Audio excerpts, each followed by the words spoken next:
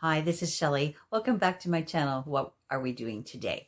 This video is part 2 of a 3-part video series where we are planning and booking your dream vacation.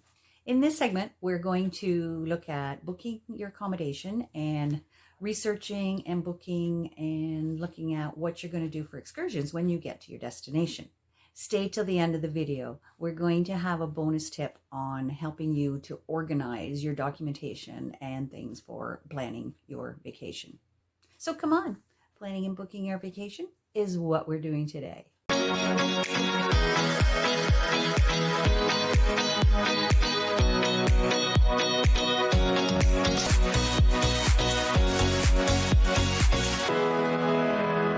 Okay, your flights are booked. Now, next thing on your list, where are you going to stay? For us, what we use is Airbnb. It's worked well for us over the years, and honestly, it's a great program.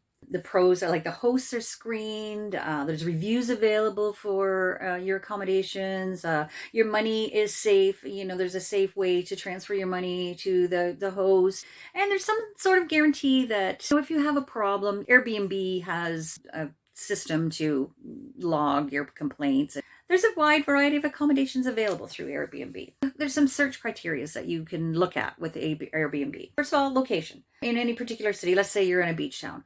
Do you want to be on the beach? Do you want to be a little bit back from the beach, depending again on your budget? Because obviously being closer to the beach is going to cost more money. Do you want to be near the town center? Do you want to live in a neighborhood with the people that live in your destination? It's up to you. It's up to you what your location is. Okay, some other things you can look for: the number of bedrooms. Does it have a kitchen facility? Are you going to do a little bit of cooking when you're on vacation? What about laundry facilities? Is that important to you? It does save in what you have to take. A little more on that later too.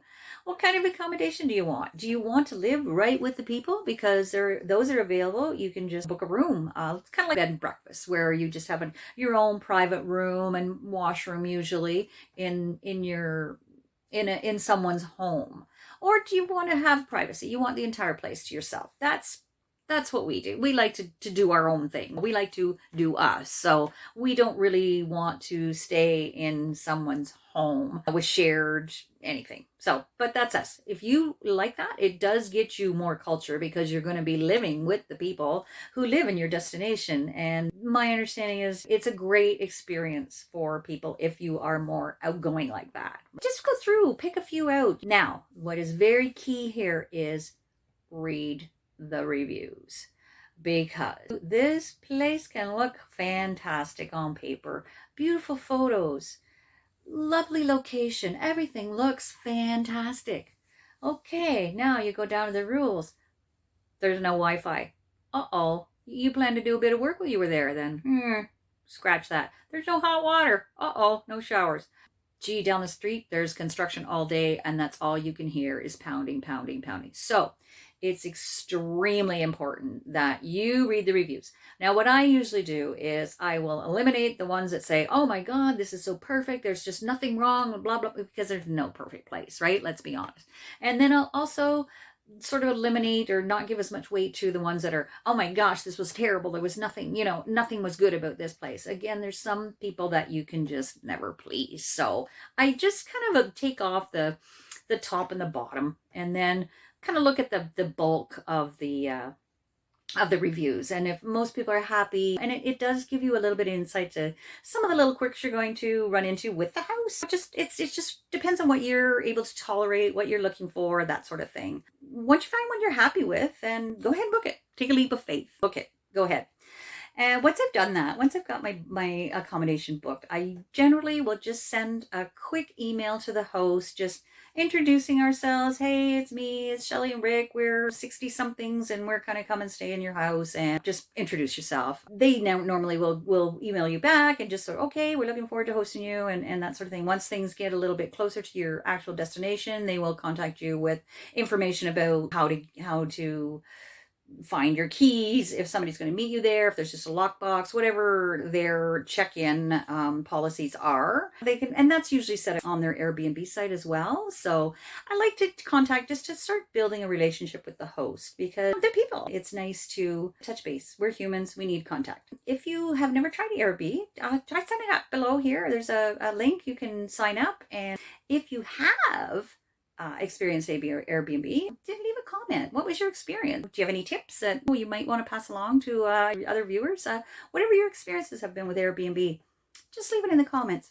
Okay, we're ready to go. Flights are booked, accommodation is booked. Now, let's figure out what are we going to do when we get there.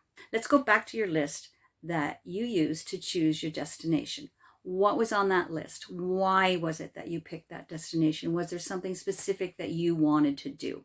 If that's the case, if there's something specific, book it in advance, because the worst thing that you can do is say, okay, I'm going to Costa Rica and I'm going to go through the rainforest, and you get there, there's no availability for the date that you want to go. And there you are, you've traveled all this way and that was your bucket list thing to do, and you can't book it. There's nothing available. So make sure those primary to-do things are booked in advance. You can just go to their website if somebody offers tours, or just find what you want to do and figure out the best way to book it and get it booked. Just book it, okay?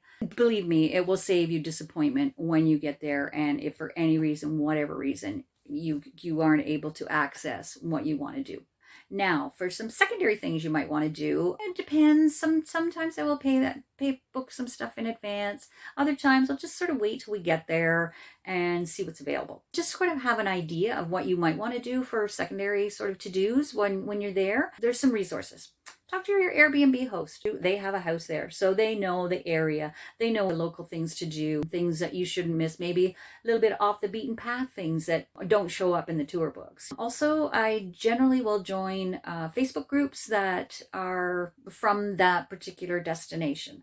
If I'm going to San Jose in Costa Rica, I will join the friends, visitors, whatever the name is for groups for specifically for San Jose, Costa Rica. In there, you will find tons of information. They usually have information places in their group that you can go and search out all the questions, so that you're not asking questions that have already been asked 100 times, and people get tired of answering the same questions. So just do a little bit of research on your group, and usually there's some stuff already set out that may answer some of the questions that you would have. Another resource is TripAdvisor. TripAdvisor has been around for years, and you can read reviews, recommendations for I think they have like a top 10 things to do in most travel destinations. So you can take a look at that, see if there's anything there that interests you. And again, you can book this stuff now, or you can wait until you get there. Also, another resource is YouTube. Somebody's already been there.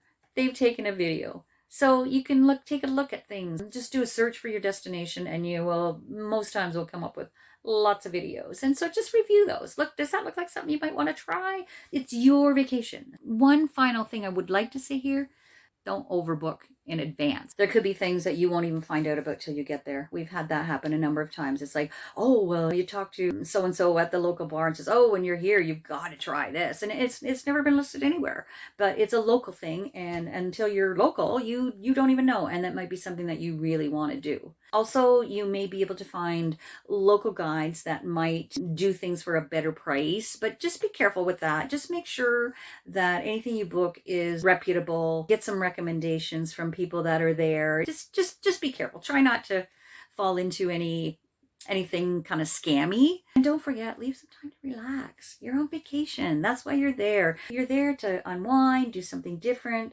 But if you are the type of person that wants to go every day, then you can do that too. But just be careful not to overbook, because you don't want to come home being more tired than before you went on vacation. Now is a good time to check what your destination's visa requirements are. Do you need to apply online for your visa, your tourist visa, before you go? Or is it something that you're going to get on the plane? Just do a little bit of research, and so you know ahead what to expect, and that so you make sure your ducks are all in a row as far as your tourist visa goes before you go. And a lot of times, like I know in Mexico, when we go to Mexico, actually every travel destination I've been to, we've always been given our tourist visas on the plane and just fill them out during the flight and then turn them in whenever we go through customs. So, but just take a couple minutes and do a little bit of research there, and it could save you some heartache. One more little tip I'd like to throw in here is when you're going ahead and you're booking all these things, what I do, because a lot of this stuff I do online, and so I get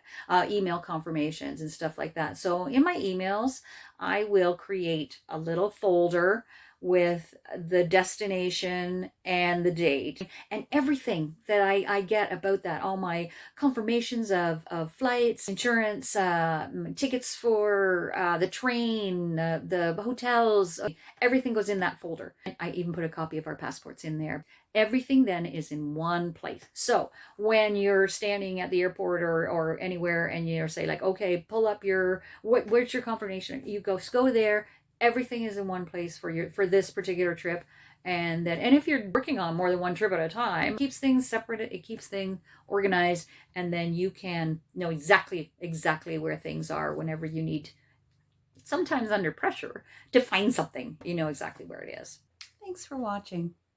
I hope you're enjoying coming along on this journey to booking and planning your vacation. If you found it helpful at all, please don't be afraid. Just click a like. Maybe consider even subscribing to my channel. We're going to have lots more information.